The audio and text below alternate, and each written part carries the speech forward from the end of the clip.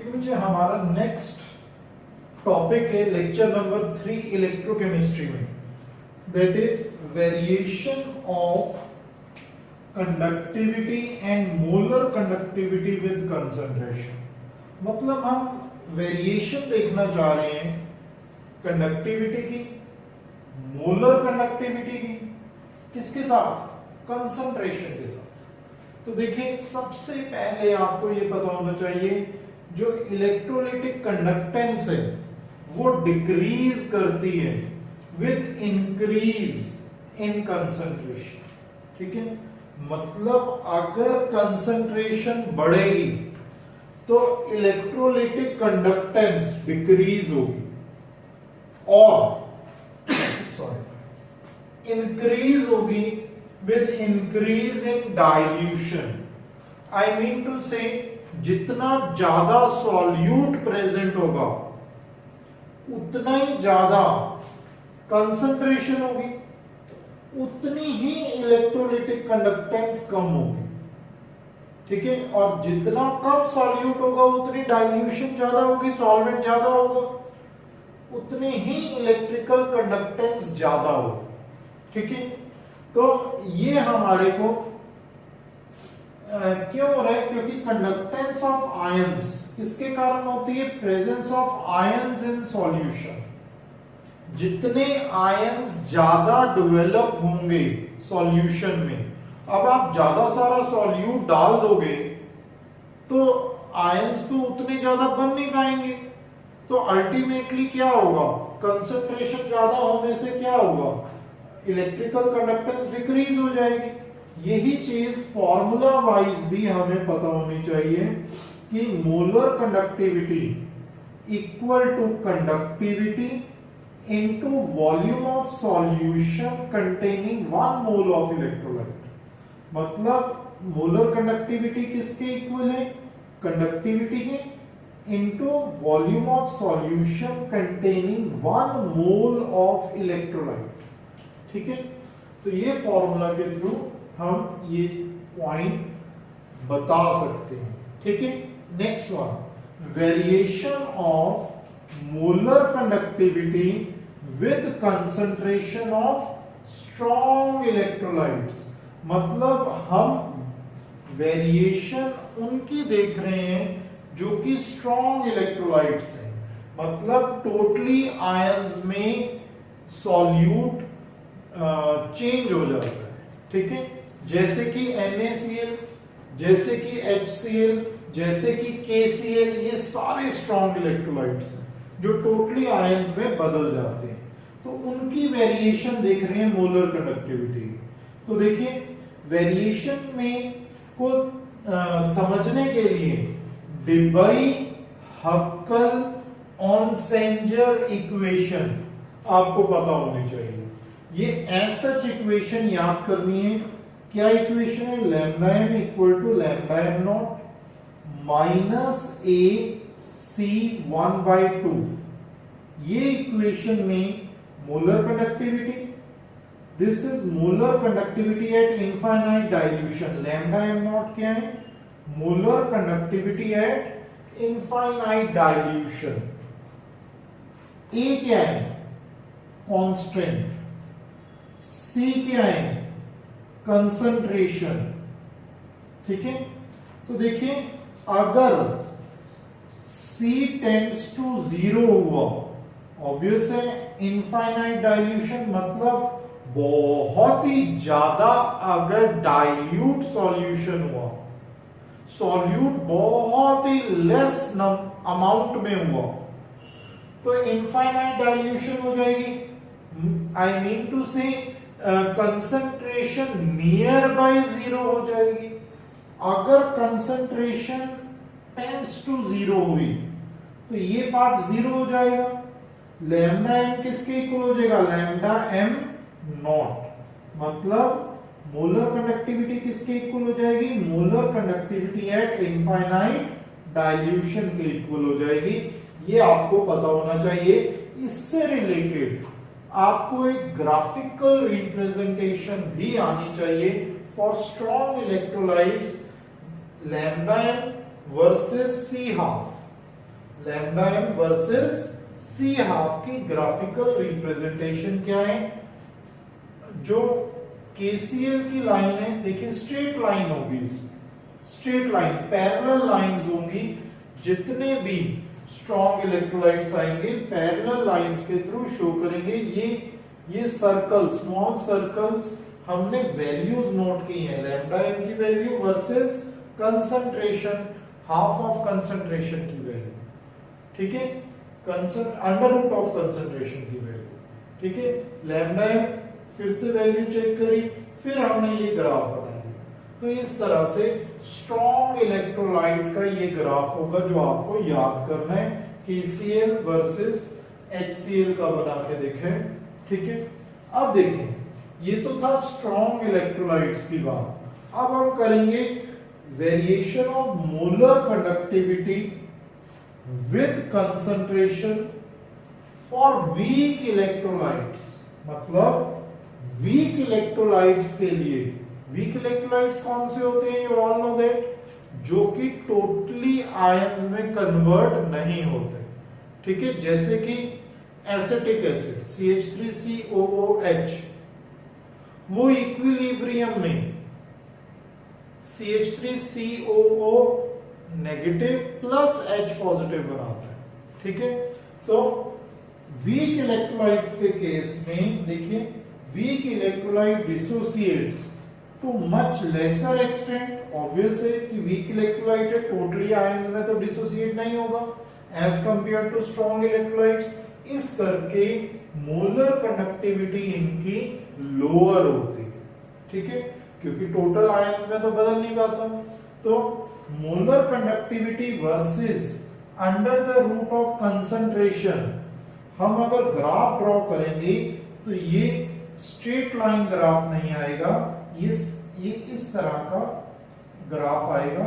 ये again values note करी, lambda M की value, under root of concentration की वैल्यू, फिर लैम्डा एम कंसंट्रेशन। तो ये सर्कल करते गए और इनको ज्वाइन कर दिया तो ये ग्राफ आ गया। ये ग्राफ भी आपको अच्छे से याद करना होगा, ठीक है। तो ये आपको मैंने टॉपिक कराया variation of conductivity and molar conductivity with concentration. Next topic जो हम डिस्कस करने जा रहे हैं दैट इज कोलरोशियस लॉ। बहुत इंपॉर्टेंट है, इंटरेस्टिंग भी है, ध्यान से समझिएगा। बच्चे, कोलरोशियस ने, साइंटिस्ट था, उसने एक इंटरेस्टिंग पैटर्न नोट किया किसके बीच में? Molar conductivity, standard molar conductivity for strong electrolytes के बीच में कोलरोशियस ने एक इंटरेस्टिंग पैटर्न नोट किया, ठीक है। उसने क्या देखा कि जब हम स्ट्रॉन्ग इलेक्ट्रोलाइट्स का मोलर कंडक्टिविटी का डिफरेंट पेयर्स का डिफरेंस देखते हैं, कटायंस और अनायंस का, वो क्या आता है? सेम आता है। ये अभी आपको समझ नहीं आएगा, जब मैं एक्चुअल एग्जांपल के थ्रू समझाऊंगा तब आपको समझ आएगा। उसके लिए एग्जांपल, ये एग्जांपल है, इसको समझने के लिए पहले मैं आपको कहूंगा कि एक बार Kohlrausch's law of independent migration of ion समझते हैं। देखिए वो क्या कहता है कि molar conductivity at infinite dilution किसी भी गिवन सॉल्ट का, ऑब्वियसली स्ट्रॉन्ग होगा, ठीक है, और किसी भी गिवन सॉल्ट का can be expressed as the sum of the individual contribution from ions of electrolyte, ठीक है। इसको मैं एक्सप्लेन करता हूं। Molar conductivity, this is how many cations are present in particular, number of cations present in particular salt. This is the small lambda, this is big lambda, this is small lambda. Small lambda represent the cation present in a particular salt. This is number of anions present in particular salt, molar conductivity of anion present in particular salt, ठीक है। अब देखो किसी भी salt का मान लो NaCl का ले रहे हैं तो क्या हो जाएगा lambda naught of Na positive plus lambda naught of Cl negative. ठीक है, देखो ये कटायन ये अनायन, अब एक ही कटायन था तो म्यू पॉजिटिव क्या हो गया 1 और ये म्यू नेगेटिव क्या हो गया अगेन 1 अनायन था। यहां पे देखो यहाँ पे और ज्यादा क्लैरिटी आएगी। एल्यूमिनियम सल्फेट की बात कर रहे हैं, एल्यूमिनियम कितने प्रेजेंट है 2 प्रेजेंट है, तो एल्यूमिनियम 2 प्रेजेंट है तो ये वैल्यू क्या होगी 2। ठीक है, और lambda naught of aluminium 3 positive charge wise आ गया, एल्यूमिनियम पे +3 चार्ज होता है। सल्फेट कितने प्रेजेंट है बताओ जरा 3 प्रेजेंट है तो म्यू नेगेटिव क्या आ गया 3, तो लैम्डा नॉट ऑफ सल्फेट आ गया SO4 2 नेगेटिव। तो इस तरह से हम किसी को भी इंडिपेंडेंट माइग्रेशन ऑफ आयंस की बात की गई, ठीक है, किसी भी सॉल्ट की स्ट्रॉन्ग इलेक्ट्रोलाइट। अब देखो हम अगर लेट अस सपोज एग्जांपल करने जा रहा हूं जो कोलरोशियस ने इंपॉर्टेंट पैटर्न नोट किया उसका, देखिए ध्यान से समझिएगा।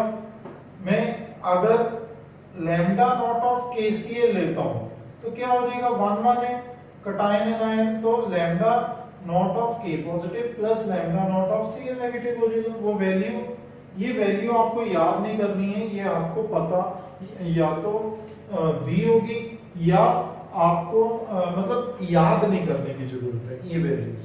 ठीक है, तो लैम्डा नॉट ऑफ NaCl क्या होगा lambda naught of Na positive plus lambda naught of Cl negative, उसकी ये वैल्यू आ रही थी, मतलब मोलर कंडक्टिविटी NaCl की ये आ रही है, वहां पे KCl की मोलर कंडक्टिविटी ये होती है। दोनों को अगर हम आयंस में बदल के सब्ट्रैक्ट करें, देखो दोनों इसको इससे सब्ट्रैक्ट करना है तो प्लस माइनस माइनस ये कैंसिल हो जाएगा, तो lambda naught of K positive minus lambda naught of Na positive आ जाएगा। दोनों को सब्ट्रैक्ट करके वैल्यू क्या आई 23.4। यहां पे नेक्स्ट केस ले रहे हैं जिनमें पोटेशियम और सोडियम सेम होगा। देखो पोटेशियम और सोडियम सेम होगा, अनायन बदल गया दैट इज ब्रोमीन आ गया। अगेन वही चीज करी, KBr की मोलर कंडक्टिविटी देख ली 151.6 होती है और NaBr की मोलर कंडक्टिविटी 128.2 होती है। तो दोनों को अगर सब्ट्रैक्ट किया तो क्या दोनों को सब्ट्रैक्ट करेंगे तो ये कैंसिल हो जाएगा, फिर से lambda naught of K positive minus lambda naught of Na positive आएगा जो कि अगेन सेम आया 23.4। ये बहुत इंपॉर्टेंट पॉइंट है। देखो जब यही कोलरोशियस लॉ ने नोट किया था कि जब स्ट्रॉन्ग इलेक्ट्रोलाइट्स को सब्ट्रैक्ट करेंगे अगर कटायंस या अनायंस सेम होंगे, देखो इधर कटायन सेम है K पॉजिटिव और Na पॉजिटिव, इस एग्जांपल में भी K पॉजिटिव और Na पॉजिटिव कटायन सेम है, तो दोनों को सब्ट्रैक्ट जब हो रहे हैं तो उनकी मोलर कंडक्टिविटीज क्या आएंगी सब्ट्रैक्ट करके सेम आएंगी। सेम है, पोटेशियम और सोडियम सेम है, इस एग्जांपल में भी NO3 नेगेटिव अनायंस सेपरेट हो गए उनसे, तो अगेन वही चीज करी हमने, इसकी वैल्यू मोलर कंडक्टिविटी की 145 होती है, इसकी मोलर कंडक्टिविटी की 121.6 होती है। ये वैल्यूज आपको दी होंगी, ठीक है, तो दोनों को सब्ट्रैक्ट कर देंगे, कैंसिल हो जाएगा। Again K positive minus lambda naught of Na positive क्या आया 23.4 आया। अब मैं आपको यही बताना चाह रहा हूं कि अगर स्ट्रॉन्ग इलेक्ट्रोलाइट्स हैं, कोई भी सेम कटायंस है, ये तो एग्जांपल मैंने कटायन सेम का लिए हैं तीनों एग्जांपल्स, लेकिन अनायन सेम का भी हो सकता है कोई, तो दोनों को सब्ट्रैक्ट करके जो वैल्यूज आएंगी, दोनों को सब्ट्रैक्ट करके इनकी मोलर कंडक्टिविटीज को सब्ट्रैक्ट करके कटायंस की जो वैल्यू आएंगी सब में क्या आएंगी सेम आएंगी। ये कोलरोशियस लॉ है और यही पैटर्न उन्होंने नोट किया था उस टाइम पे। ठीक है, तो ये आपको इंडिपेंडेंट माइग्रेशन ऑफ आयन पता होना चाहिए, और ये कोलरोशियस लॉ का आपको मैंने एग्जांपल समेत बता दिया कि होता क्या। नेक्स्ट बच्चे हमारा है कोलरोशियस लॉ की एप्लीकेशंस। देखिए बच्चे, कोलरोशियस ने स्ट्रॉन्ग इलेक्ट्रोलाइट के बारे में सब कुछ बता दिया, ठीक है, कैसे डिसोसिएट होता है, कैसे आयंस को हम मोलर कंडक्टिविटी देखते हैं, सब कुछ बता दिया।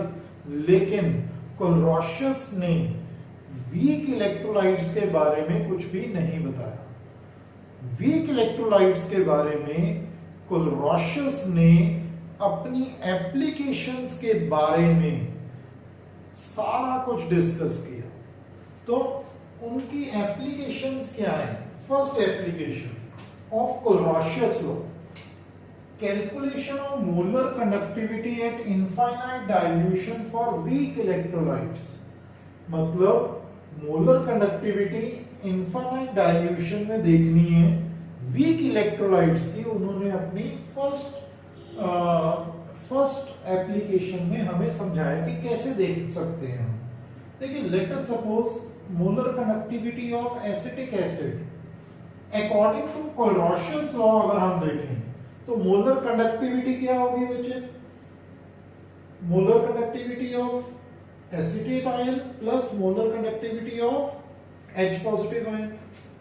लेकिन ये स्ट्रॉन्ग इलेक्ट्रोलाइट तो नहीं है, तो ये टोटली आयंस में डिसोसिएट नहीं हो रहा, तो हम इस तरह से इसकी मोलर कंडक्टिविटी नहीं वॉच कर सकते। लेकिन कोलरोशियस ने कहा कि हम वीक इलेक्ट्रोलाइट की मोलर कंडक्टिविटी भी जज कर सकते हैं with the help of other strong electrolytes. Other strong electrolytes, देखिए, अगर मोलर कंडक्टिविटी निकालनी है एसिटिक एसिड की तो मैं कुछ स्ट्रॉन्ग इलेक्ट्रोलाइट्स ले लूंगा। कौन कौन से लिए मैंने? HCl, NaCl और सोडियम एसिटेट। तो उसके थ्रू इन तीनों को यूज करके, इन तीनों स्ट्रॉन्ग इलेक्ट्रोलाइट्स को यूज करके मैं ये वीक इलेक्ट्रोलाइट की मोलर कंडक्टिविटी फाइंड कर पाऊंगा। ठीक है, देखिए कैसे। मैं क्या करूंगा, सोडियम एसिटेट को की मोलर कंडक्टिविटी को HCl की मोलर कंडक्टिविटी से ऐड अप कर दूंगा और सब्ट्रैक्ट कर दूंगा NaCl की मोलर कंडक्टिविटी से, क्योंकि ये तीनों ही स्ट्रॉन्ग इलेक्ट्रोलाइट है। तो स्मॉल लैम्डा में अगर इसको बदलना है तो कैसे बदलोगे? Small lambda acetate ion plus small lambda sodium ion. Same HCl को H positive, Cl negative, NaCl को Na पॉजिटिव, Cl नेगेटिव। तो सोडियम सोडियम कैंसिल हो जाएगा, क्लोरीन क्लोरीन कैंसिल हो जाएगा, बचेगा क्या? Small lambda of acetate ion plus small lambda of H positive ion, जो कि वही चीज हमने फाइंड करनी थी। तो this is nothing but molar conductivity of weak electrolyte. समझ आ रहा है बच्चे? तो हमने टू स्ट्रॉन्ग इलेक्ट्रोलाइट्स को ऐड किया, थर्ड NaCl से सब्ट्रैक्ट किया, तो हमारा वीक इलेक्ट्रोलाइट की मोलर कंडक्टिविटी हमें पता लग गई। अब स्ट्रॉन्ग इलेक्ट्रोलाइट की इसकी वैल्यू हमें ऑलरेडी पता है, इसकी भी पता है, इसकी भी पता है, ऐड करो और सब्ट्रैक्ट कर दो, न्यूमेरिकल्स में ऐसे आ सकता है। ठीक है, तो ये स्ट्रॉन्ग वीक इलेक्ट्रोलाइट की मोलर कंडक्टिविटी फाइंड करी। अब डिग्री ऑफ डिसोसिएशन हमें अगर फाइंड करना है, ठीक है, अल्फा जिसे कहते हैं किसी भी वीक इलेक्ट्रोलाइट का, तो कैसे करेंगे? देखिए, lambda equal to lambda naught होते हैं when C tends to 0। Debye Hückel Onsager equation में हमने पढ़ा, तो lambda equal to lambda naught होगा व्हेन कंसंट्रेशन टेंड्स टू 0, मतलब इनफाइनाइट डाइल्यूशन पे। तो degree of dissociation at any concentration alpha कैसे कैलकुलेट करेंगे? लैम्डा C लैम्डा सी क्या है? Molar conductivity of solution at any concentration divided by lambda naught molar conductivity at infinite dilution. ये ऐसा सच याद करना है। लैम्डा सी अल्फा क्या हो जाएगा? डिग्री ऑफ डिसोसिएशन क्या हो जाएगा? Lambda C upon lambda naught. Lambda C क्या रिप्रेजेंट कर रही है? मोलर कंडक्टिविटी किसी भी सॉल्यूशन की किसी भी कंसंट्रेशन पे, और लैम्डा नॉट क्या रिप्रेजेंट कर रहा है? Molar conductivity infinite dilution. ठीक है, next calculation of dissociation constant of weak electrolyte. देखिए बच्चे, वीक इलेक्ट्रोलाइट के लिए डिसोसिएशन कांस्टेंट अगर फाइंड करना हो तो कैसे फाइंड करते हैं? लास्ट ईयर आपने की डिसोसिएशन कांस्टेंट फाइंड करना सीखा। ठीक है, अगर आपको नहीं आ रहा तो मैं आपको थोड़ा सा आइडिया दे देता हूं कि ये कैसे फाइंड किया जा सकता है।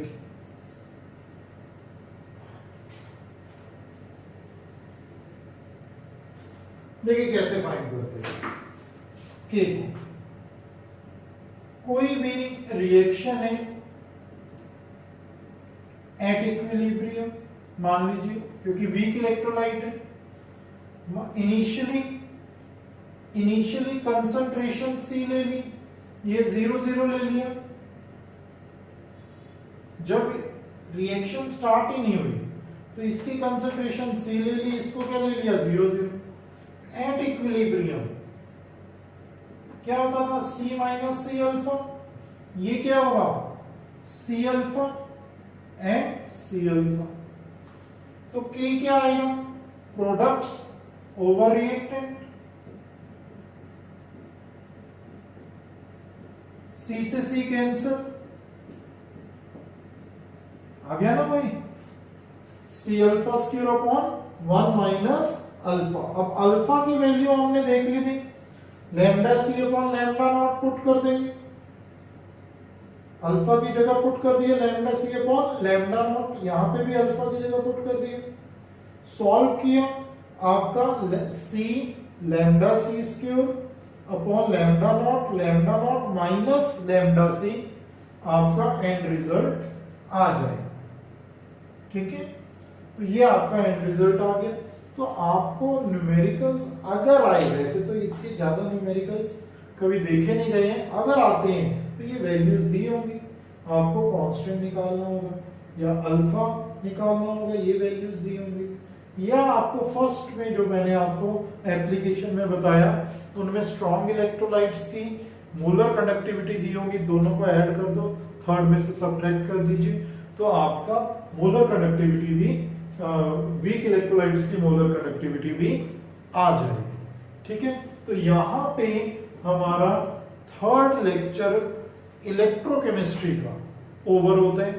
आपको थर्ड लेक्चर अब मैंने करवा दिए, नोट्स भी मैं सेंड कर चुका हूं ऑलरेडी, तो आप अच्छे से गो थ्रू करिएगा और उसके बाद फोर्थ लेक्चर हम स्टार्ट करेंगे।